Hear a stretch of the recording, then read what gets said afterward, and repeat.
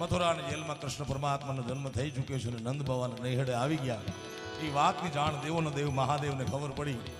પોતે બાલકૃષ્ણના દર્શન કરવા માટે એક જોગીનું સ્વરૂપ ધારણ કરી આવે અને બ્રહ્મલીન પૂજ્ય નાણ બાપુનું મૂળ ભજન આ બાલા જોગી આ